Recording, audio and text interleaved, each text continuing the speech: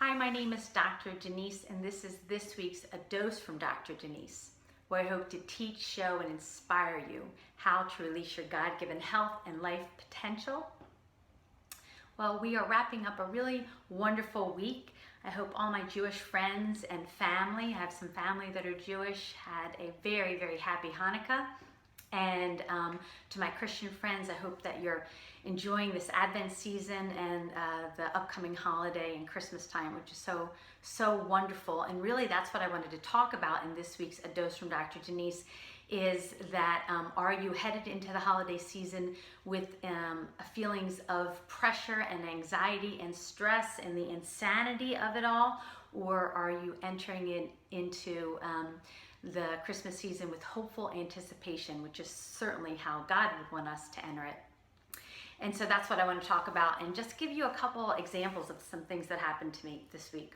Each week I record a video about 10 minutes long and I post it to my page, A Dose from Dr. Denise. And if you like my videos, share them with others. I also have a YouTube channel called A Dose from Dr. Denise, where I also post all my back videos. So this is what happened. There's two specific things that happened and I'm going to link them this week. Earlier in the week I went and got my hair cut and colored, and my new hairstylist was, you could just tell, stressed, feeling overburdened. And when I started to dig a little bit deeper, I learned that, not only does she have one job, but she has two jobs, and she's had those two jobs for a while, so she doesn't have them just during the Christmas holiday. And she was mentioning how she had to buy all the Christmas presents for her grandchildren and had to get them soon because they had to be wrapped and mailed to different states where they lived.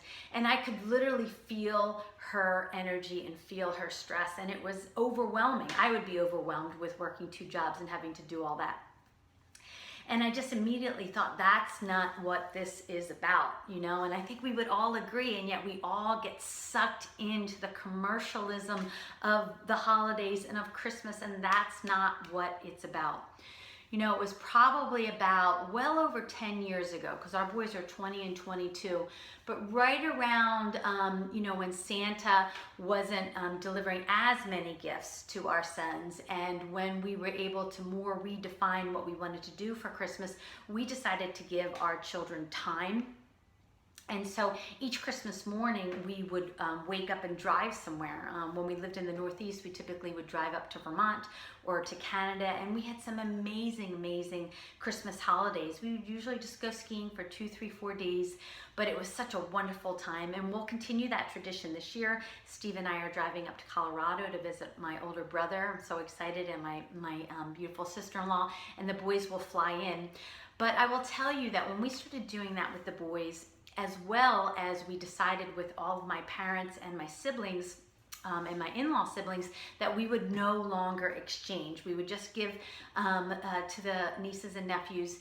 And let me tell you, those two things lifted the weight of the world off my shoulders for the holiday season. And from that point forward, they were never stressful. So this has been years now, and the holidays are not stressful for me. So when someone invariably says, "You getting ready for the holidays?" I always laugh and I'm like, yep, I'm getting ready, because it's a wonderful, joyous time. And so what I want to encourage you to do this week is to please sit down with your family and discuss, the schedule this month, because we stress ourselves out unnecessarily. So, for example, with this woman that I met this week that's so stressed out, wouldn't it be incredible if she could just speak with her children and say, look, I already work 2 jobs, so obviously, I can't afford to be buying lots and lots of gifts, and is there some other way we can do it?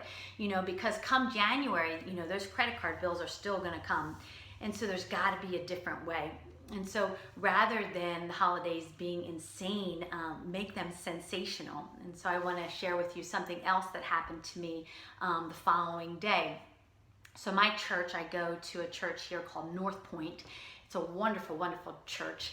And they work with the Beaumont Housing Authority. And so the Beaumont Housing Authority has several different real estate locations, but they provide low-income housing. And so I've been working with a local community of, I want to say it's about 40 or 50 apartments of people that, just are down on their luck, man. They have nothing. And so this week I asked the administrator, her name is Cindy, if I could meet with 2 of the residents, and just be a gift to them, because I have absolutely positively learned, and it's taken me a while, that it is more blessed to give. And I say it 100% selfishly, because when I give, I receive, and it overflows, and it feels really good. And as you've heard me say before in my doses, is that when I feel good, I feel God. So I met with these 2 people. And what I wanted to share with you is, I'm not doing this, so pat Denise on the back of how great I am. I just want to share with you the gift of giving and how it multiplies. So one of the women that I met is a new resident there. She, I think, has had quite a checkered past, a lot of bad luck, and just happy to have a roof over her head. But with that said, she has nothing. She has nothing. She has the clothes on her back. And so I thought, well, surely there's a way that I can help this woman. So on Friday, I was going to a breakfast meeting that the Chamber of Commerce locally here puts on. And at the end, when everybody makes their announcements, I stood up and said, hey, I'm trying to find a bed for this woman.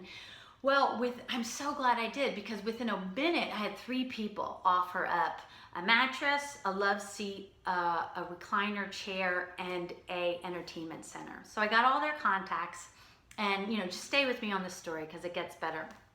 So they started sending me a picture of their furniture, and I'm trying to figure out a way to get this furniture to her and get a truck.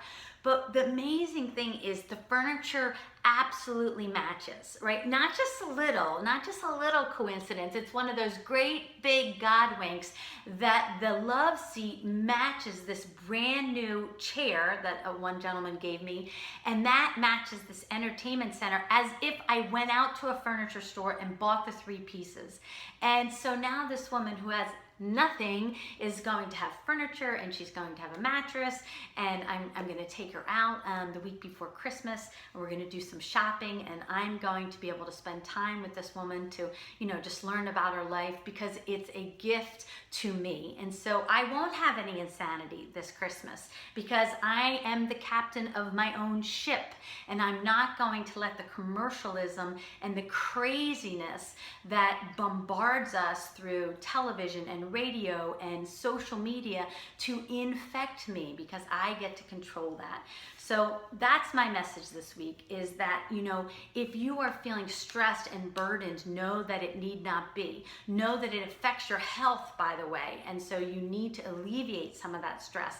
And know that no, N-O, is a complete sentence. You don't always have to explain and apologize as to why you can't buy something, why you can't go somewhere. If someone gives you a gift and you don't have a gift in return, it's okay, because giving a gift is a gift to the giver. You know that. I know that. So it's not always that we have to, keep up with the Joneses. And so just redo the holiday and don't allow the insanity to infect you, because it is not the reason of the holiday. It is certainly not why Jesus Christ came.